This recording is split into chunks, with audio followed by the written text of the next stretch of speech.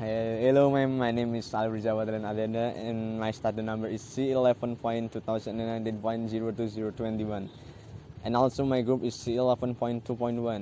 I'm gonna explain how to translate Indonesian into English. The first one is read.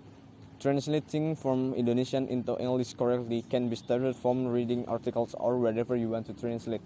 And number two, use some reference.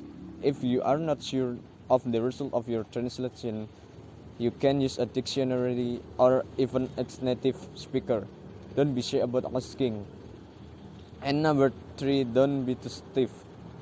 You don't need to translate words as closely as possible. You also have to understand the nuances of their meaning. You can read the translation once more, and if it sounds strange, then your translation is still not perfect. Don't be afraid to rearrange the sentence. And the next is the strategies of translation. Tishman's 19 and 1907 Esbergen stated that believes that in translation strategies failed, there is cause. Sorry, ma'am, I can read this. It's too tiny to read. As Chesterman believes, the general characteristic of translation strategies are follows. Number one is they involve text manipulation. Number two is they must be applied to the process.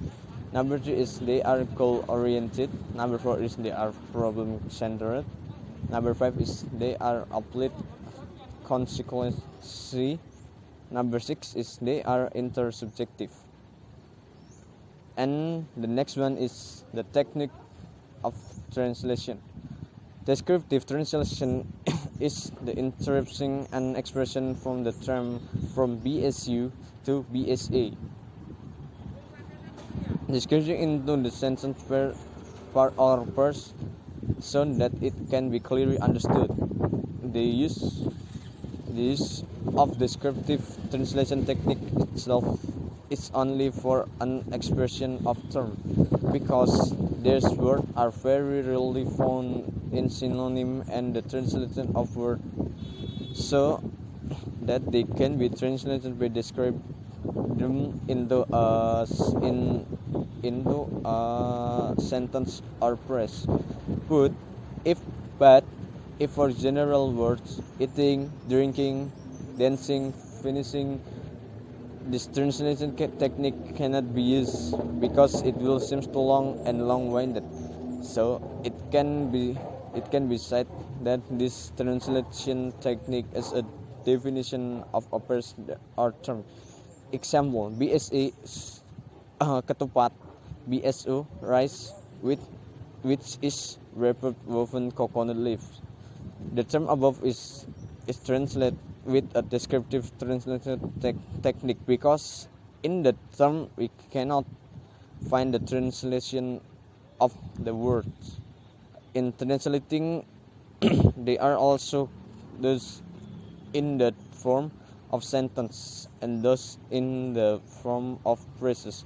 Number two is addition. The translation addition is a translation technique that adds detailed information that is not listed in the source language. This is done to assist in the delivery of information to the reader, but does not reduce the message to be conveyed. Example: BSU, there are many Indonesians at the ship. BSA, many Indonesian citizens aboard the ship. In the text above, we can see the words translation using addition technique or strategies. In the example, Indonesia is translated Indonesian citizen. There were additional words in translating it, but the meaning of the word Indonesia itself did not change. Number three is reduction. It's a translation technique by compressing the information contained in the source leads to the target language. But when changing it is not allowed to reduce or change the meaning of the information. Example: BSA, she got an accident. BSO, she was in an accident.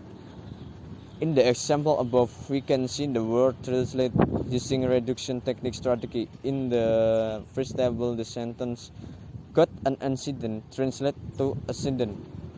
There is a reduction or company of word in translating, but the meaning of the sentence does not change. And the last, the problem and the solution of translation. The problem is not understanding the purpose of translation. Number two is cultural sensitivity when translating, and number three is ambiguity problems in the text. And the solution is, in the end, the translator has to strike deal with the clean when translating text which is loaded with a word combination that aren't easy to translate. If an idiom use the source language isn't easy to translate the clean, will need negotiate with the translator and approach with word of cluster of words best represent the message he or she wants to put across.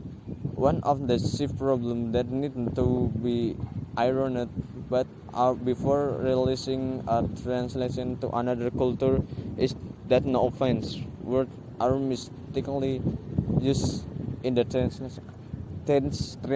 I think that's all, ma'am. Thank you.